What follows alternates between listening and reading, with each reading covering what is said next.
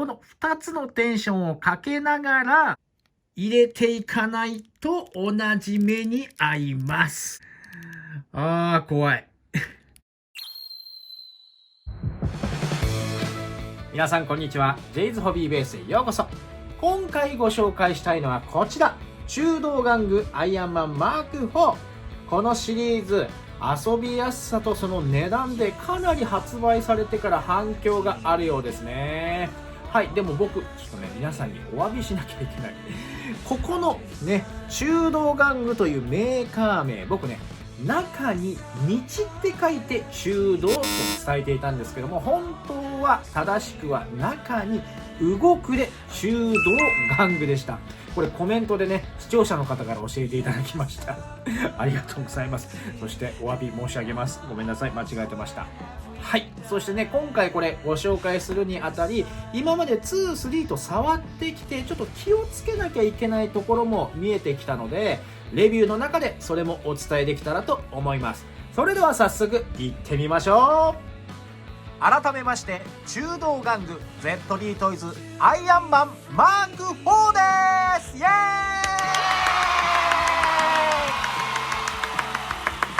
こちらの商品は映画アイアンマン2にて冒頭のスタークエキスポでのド派手な登場シーンやパーティーで暴れているトニーに対してマーク2に乗り込んだローリーとの乱闘シーンが印象的なスーツになっています。劇中でもマーク3との変更点は少なめでしたが、アイアンマンスーツの歴史では欠かせないこのマーク4、どんな作りになっているでしょうか。表は相変わらずかっこいいね。見ていきましょう。左側にはリパルサーを発射しようとしているマーク4のイラストですかね。右側には白押しでアイアンマン2マーク4と書かれています。今回は中央のリアクターがちょっとずれちゃってるのが残念かな。横も白押し。後ろはスーパーヒーロー着地。反対はこう。下と上。いつものように左右で開いてこんにちは。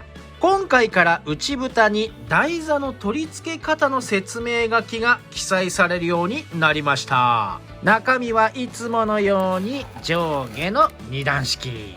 今回の塗装もいいね。付属品は同じかな。ではじっくり見ていきましょう。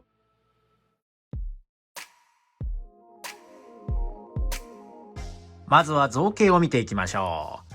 全体はこんな感じ。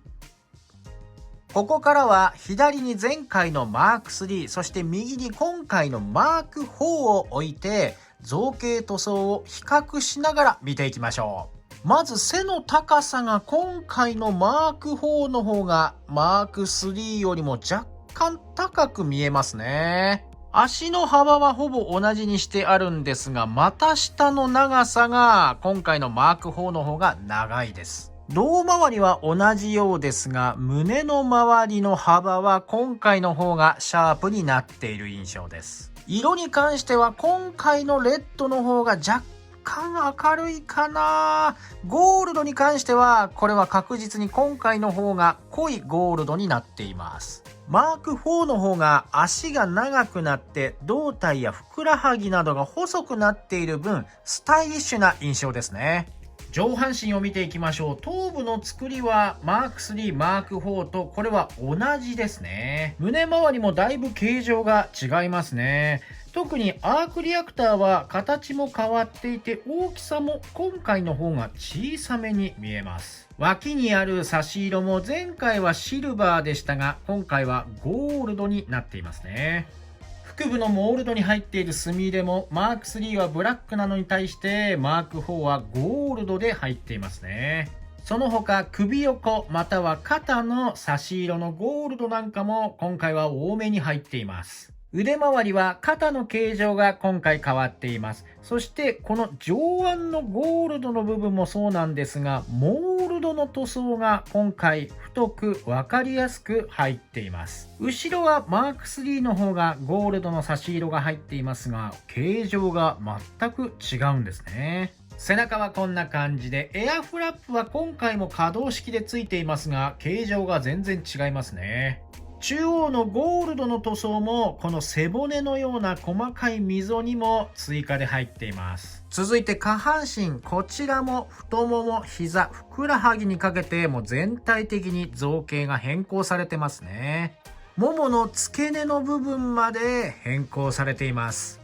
横から見るとこう、太もものデザインはだいぶ変更されていますね。ふくらはぎも同じです。後ろはこんな感じ。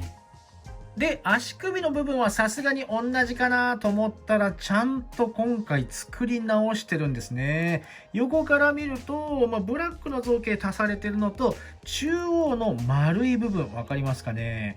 前回のにはなくて、はい、かかともしっかり別物で作り直してるんです。素晴らしい。足の裏はマーク4の方が細めにできています。では可動を見ていきましょう。左右首はよく回ります。前後は前、後ろ、マーク3と変わらずですね。今回も腰可動はなくて、みぞおちの下でボールジョイントがあります。引き出せばマーク3よりよく動くかな。前後は前はちょっと後ろの方が大きいかな。肩は引き出し関節になっていて、肩のアーマーが移動しますが、上げてもここまでかな。360度回って上腕でロールがあります。肘は二重関節でここまで。腕はボールジョイントでぐりぐり動きます。背中のエアフラップは縦に開く感じ。中はぎっしり詰まってこんな風になってます。下半身は付け根で引き出し可動がありますが、マーク3よりも下がらないです。真横に上げてもここまで。開脚はここまで。ももの上で左右のロールがあります。足を前に出すと、ここで止まっちゃう。ももを横に逃がせば、ここまで上がりますね。後ろは狭いね、ここまで。膝を曲げると、ここまで曲がります。足首はボールジョイントですね。上下ちょっと緩め。もちろん、左右、内側、外側、ぐりぐり回ります。可動を使えば今回も床パンがしっかり決まります。でもマーク3の方が格好はいいかなといったところ、理由は足の付け根の引き出しが今回ね、マーク3より少ないんですよね。そして太ももが大きくなったために、右足がこれ前に出せなくて、ちょっと体が流れちゃってるんですね。なんで胴体の回転は今回の方が良くなったんですけども、下半身のこの付け根がね、はい、こんなにキチキチで動かなくなってしまったので、ちょっと惜しいなという感じですね。でもモールドの墨入れや細かい塗装はさらに増えましたので、見た目はさらにパワーアップしたという印象です。付属品の中身はこの台座がマーク4に変わったのと、ハンドパーツのデザインが若干変わっただけなので、ここからは ZD トイズアイアンマンシリーズにおける注意点をお伝えします。注意したいのはこのハンドパーツです。こちらはマーク3のリパルサーを刺す穴が開いているハンドパーツなんですが、ここの部分が割れてしまったんですね。わかりますかね、パカパカと。原因としては本体のボールジョイントが結構大きいんですよね。同じくマーク3の握りのハンドパーツと比べて、このリパルサー用のハンドパーツの穴が若干小さいのと、テンションがまっすぐいくこっちの拳に対して、ボールジョイントのテンションが上に逃げてくれないんですね。なのでこの大きなボールジョイントにつけたり取ったりしてたら、見えますか？ほら、隙間が空いて、これだけテンションかかってるんですね。割れてしまったということです。もうね、このつなぎの部分で綺麗に割れて、その後ボンドで接着して応急処置をしたんですが、やっぱりこの穴にさらにテンションかかって、今度はこの下のモールドにかけてひびが入ってしまったんですね。今回のマーク4の手なんて見てください。マーク3よりさらに穴がね、ほらなんかわかんないけどちっちゃくなってるんですね。これはね、やばいです。付け替えるときは今親指で下から上に押してるのと、人差し指で上から下に押してるこの2つのテンションをかけながら、入れていかないと同じ目に遭います。怖い。それかボールジョイント自体をヤスリなどで小さくしてみるのもいいかもしれないですね。そしてこれは塗り直しているんですが、接着剤で留めようとした時にもうこの赤い塗装がずるっとむけて、中のシルバーの成型色がむき出しになってしまいました。なので接着剤を使っては絶対にダメですね。このシリーズとても遊びやすいんですが、そういった素材の質はやはり値段相応といったところのようです。もう買われた方、またはこれから買おうかなと検討している方は、そういったところを気をつけて遊んでください。